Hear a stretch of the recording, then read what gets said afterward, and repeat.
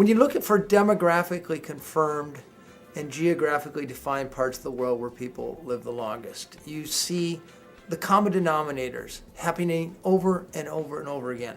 And typically in this country, when we think about how to maximize longevity, how to live longer or live better, it typically centers on how can I optimize my diet, how can I optimize my exercise. But the reality is those two probably only explain 30 or 40% of the overall equation to living longer. So what we found by going worldwide, finding 6 longevity hotspots or blue zones as we find them, that the things that contribute to well-being are the things that contribute to longevity.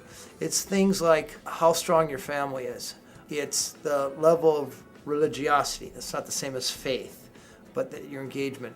It's the social circle you hang out with. Who are the people that most directly influence you and who are the people influencing them?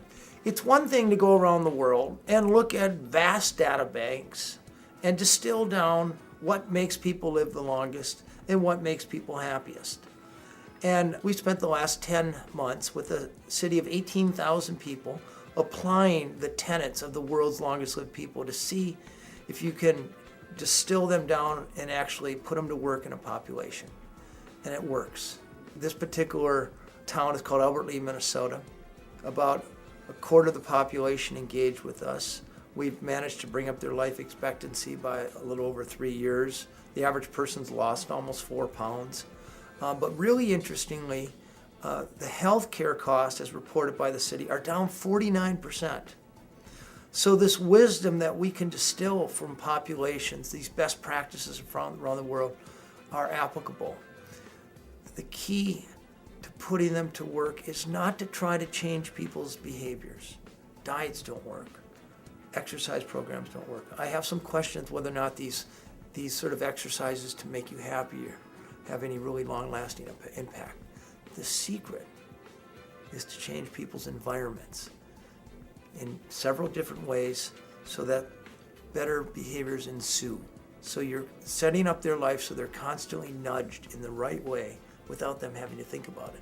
And that's what we successfully pulled off in Albert Lea with this Blue Zones Vitality Project.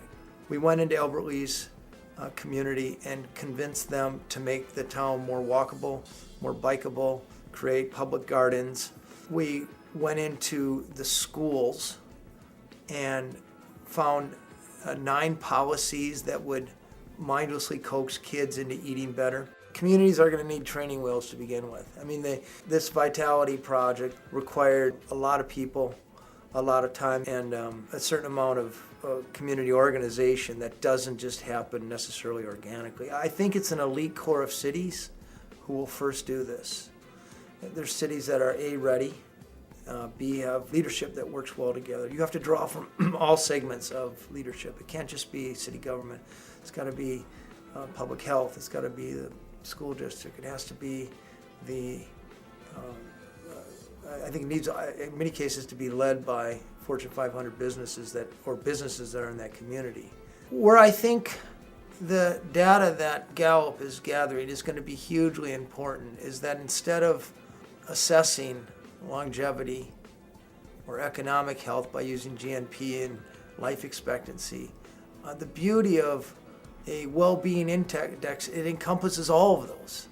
It should be, in my judgment, the main gauge by which policymakers make decisions for a population.